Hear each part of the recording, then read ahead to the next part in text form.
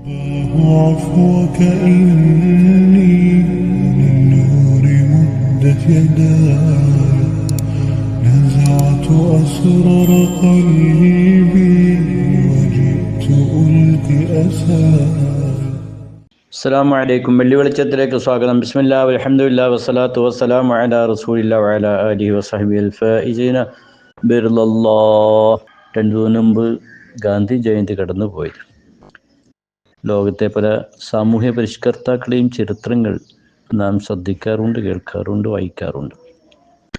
കുറേയൊക്കെ ജനപക്ഷത്ത്, മനുഷ്യപക്ഷത്ത് നിന്ന ഒരു മഹാത്മാവാണ് ഗാന്ധിജി.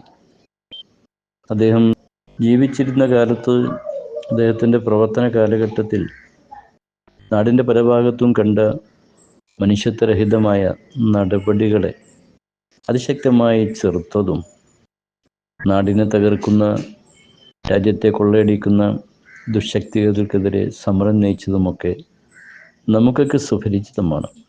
ഒപ്പം വർഗീയത കൊണ്ടും മറ്റു ചിലതിൻ്റെ പേരിലും ജനങ്ങൾ പരസ്പരം കലഹിക്കുന്ന സാഹചര്യത്തിൽ ഗാന്ധിജിയുടെ മനസ്സ് വേദനിച്ച വാർത്തകൾ വായിച്ചിട്ടുണ്ട്.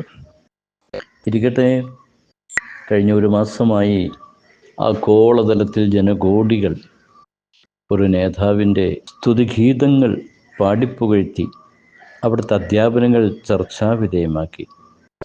അതെ, മനുഷ്യത്വം എന്താണ് എന്ന് ലോകത്തിന് മുന്നിൽ സമർപ്പിച്ച, വിശദമായി പഠിപ്പിച്ച, പ്രായോഗികമായി അത് അനുഭവിച്ചതിലൂടെ ജീവിതത്തിലൂടെ കാണിച്ചു കൊടുത്ത മുഹമ്മദ് മുസ്തഫ സ്വല്ലല്ലാഹു അലൈഹി വസല്ലം തങ്ങളുടെ ജീവിത രീതികളും അധ്യാപനങ്ങളുമായിരുന്നു.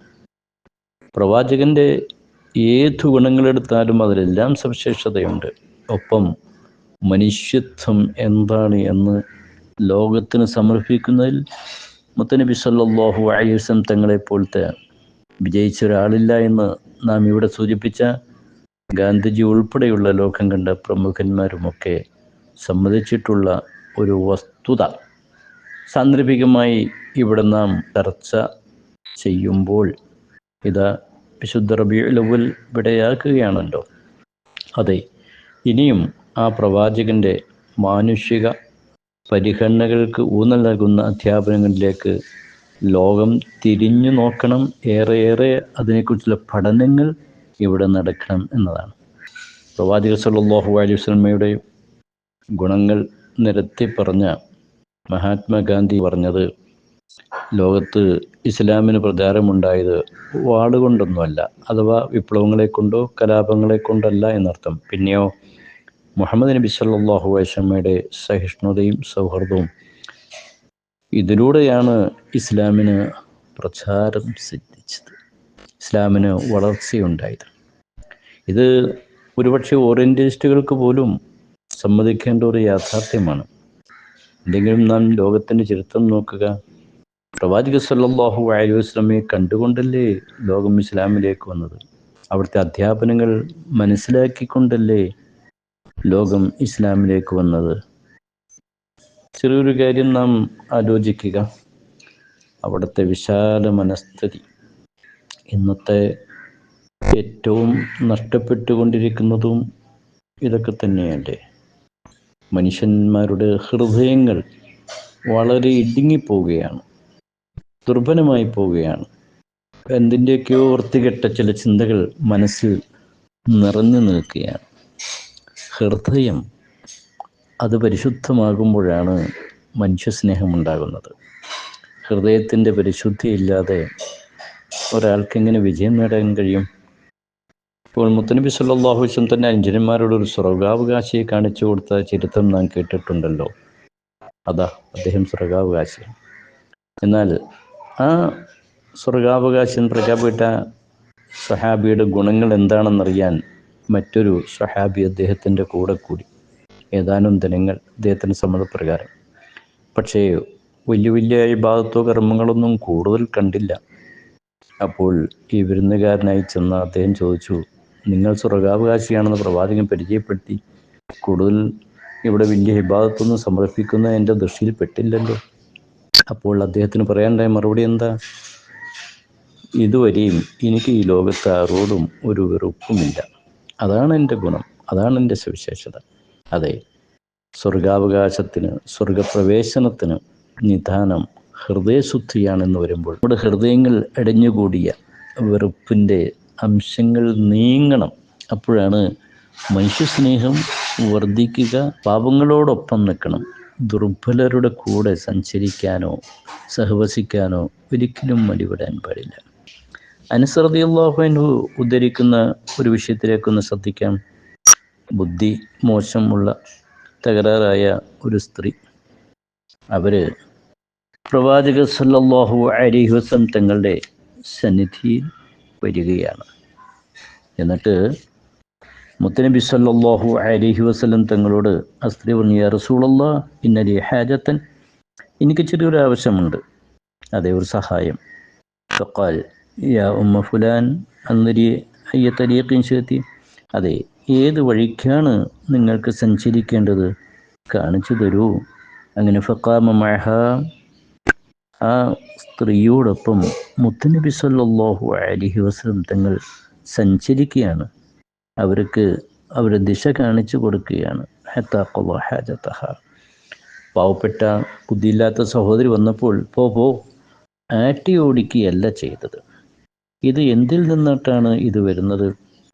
പ്രവാചകർ സല്ലല്ലാഹു അലൈഹി വസല്ലം തങ്ങൾ പഠിപ്പിച്ച മാനുഷിക മൂല്യങ്ങളുടെ അടിപ്പാടുകളിൽ നിന്നുകൊണ്ടല്ലേ ഇത്തരം ചിന്ത വരുന്നത്. അവിടുത്തെ വാക്കൊന്ന് ശ്രദ്ധിക്കുക. ഖസ്ലത്താനി ലാ തജ്തമിഅനി ഫീ മുഅ്മിനിൻ അൽ ബുഖ്ലു വസൂഉൽ ഖൽഖ്. രണ്ട് കാര്യങ്ങൾ ഒരു വിശ്വാസികൾ ഒത്തുചേരില്ല, അത് വിശ്വാസത്തിനെതിരാണ്. എന്താണ് ആ രണ്ട് കാര്യം? ഒന്ന് ലുബ്ധത, പിശുക്ക്. മറ്റൊന്ന് ചീത്ത സ്വഭാവം. അതെ, വിശ്വാസിയാണോ അവൻ നല്ല മികവുറ്റ സ്വഭാവത്തിലായിരിക്കും. മറ്റുള്ളവരോട് ആകർഷിക്കുന്ന സംസാരവും സമീപനവുമായിരിക്കും ആ വിശ്വാസിയുടെ ശൈലി. ലുബ്ധതയും ഉണ്ടാകാൻ പാടില്ല. പിശുക്ക് എങ്ങനെയാണ് വരുന്നത്? സാമ്പത്തിക ക്രയവിക്രയങ്ങൾ ലോകത്ത് നടക്കണം. സമ്പത്ത് എവിടെയും കൊമിഞ്ഞു കൂടേണ്ടതല്ല, അത് ശേഖരിച്ചു വെക്കേണ്ടതല്ല. അതിൻ്റെ വിനിമയങ്ങൾ ഇങ്ങനെ നടക്കണം. സമൂഹത്തിലേക്ക് പ്രസരണമുണ്ടാകണം.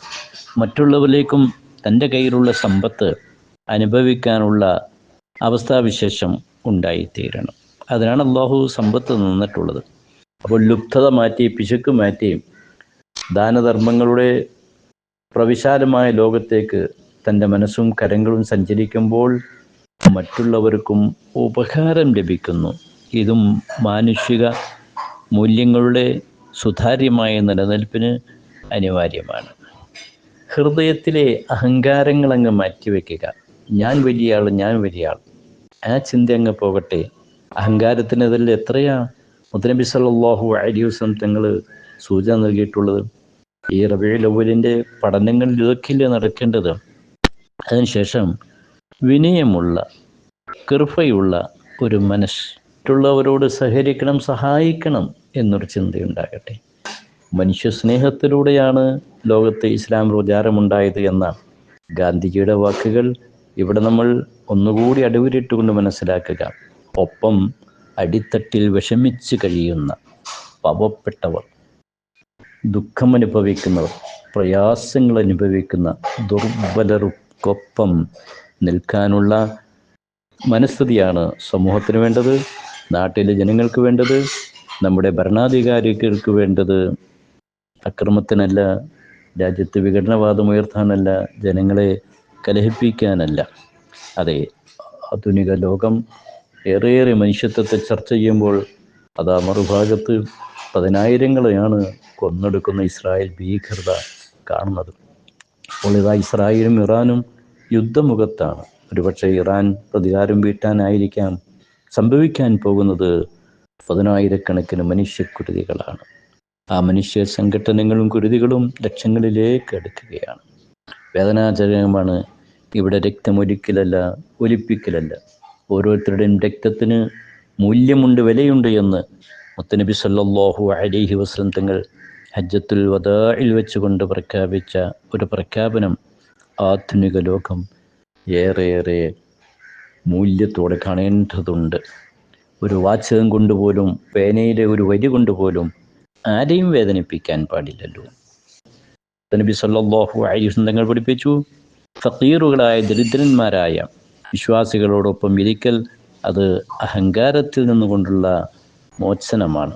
അത് അഹങ്കരിക്കുന്ന മനസ്സുകൾക്ക് ഒരിക്കലും സ്വർഗപ്രവേശനം സാധ്യമല്ല എങ്കിൽ അഹങ്കാരത്തിൽ നിന്നും ഈഗോയിൽ നിന്നുമൊക്കെയാണല്ലോ നമ്മുടെ രാജ്യത്ത് പലപ്പോഴും മാനുഷിക മൂല്യങ്ങൾ അപകടത്തിൽപ്പെടുന്നത്. അതുകൊണ്ട് തന്നെ നമുക്ക് ഈ റബീഉൻ്റെ ധന്യതയിൽ മനുഷ്യത്വത്തെക്കുറിച്ച് കൂടുതൽ പഠിക്കുകയും മുത്തനബി സല്ലല്ലാഹു അലൈഹി വസല്ലം തങ്ങളുടെ മഹിതമായ സുന്നത്തുകളിലേക്ക്, ചര്യകളിലേക്ക് കൂടുതൽ അറിയാൻ, അടുക്കാൻ, പ്രാവർത്തികമാക്കാനുള്ള ഒരു ശ്രമവും ഉണ്ടാകണം. അബൂ സഈദ് അൽ ഖുദ്രി റളിയല്ലാഹു അൻഹു റിപ്പോർട്ട് ചെയ്യുന്ന ഒരു വചനത്തിൽ കാണാം, മുത്തനബി സല്ലല്ലാഹു അലൈഹി വസല്ലം തങ്ങൾ പറയാണ്, മൻ അക്കല തയ്യിബ വഅമല ബിസുന്നത്തി, ആരെങ്കിലും നല്ലത് ഭക്ഷിച്ചു, എൻ്റെ ചര്യയെ അവൻ പിന്തുടർന്നു, പ്രാവർത്തികമാക്കി, വഅമിനന്നാസു ബവായിഖഹു, ഇവൻ്റെ ഉപദ്രവത്തിൽ നിന്ന് മറ്റു ജനങ്ങളെല്ലാം നിർഭയരായി, അഥവാ ഇവനെ കൊണ്ട് മറ്റാർക്കും ഉപദ്രവമില്ലാതെ വന്നാൽ അത്തരം ആളുകൾ ദഖലൽ ജന്ന, അവർക്കാണ് സ്വർഗം. പ്രവാചകൻ സല്ലല്ലാഹു അലൈഹി വസല്ലമയുടെ ഈ വചനത്തിൻ്റെ ആഴങ്ങളിലേക്ക്, ആശയങ്ങളിലേക്ക് ഇറങ്ങി നമ്മുടെ സമ്പാദ്യങ്ങൾ നന്നാക്കാനും ഭക്ഷ്യ വസ്തുക്കളെല്ലാം അത് ഹലാലാക്കുവാനും നാം സ്വീകരിക്കുന്ന സാമ്പത്തിക ധനാഗമന മാർഗങ്ങൾ സംശുദ്ധമാക്കുവാനും അപ്പോഴും അവിടുത്തെ സുന്നത്തുകൾ വർദ്ധിപ്പിക്കുവാനും എന്നിൽ നിന്ന്, എൻ്റെ കുടുംബത്തിൽ നിന്ന് വേറെ ആർക്കും ഒരു ഉപദ്രവം ഉണ്ടാവില്ല എന്ന് ഉറക്കെ ഉറക്കെ പ്രഖ്യാപിക്കുവാനും ഈ റബീഇൻ്റെ വേർപാടിൻ്റെ ധന്യതയിൽ നമ്മളൊക്കെ പ്രതിജ്ഞാപ്തരാകണം. ജഗന്യന്താവായ അള്ളാഹു അനുഗ്രഹിക്കട്ടെ. വാഹിറു ദഅ്വാനാ അൽഹംദുലില്ലാഹി റബ്ബിൽ ആലമീൻ.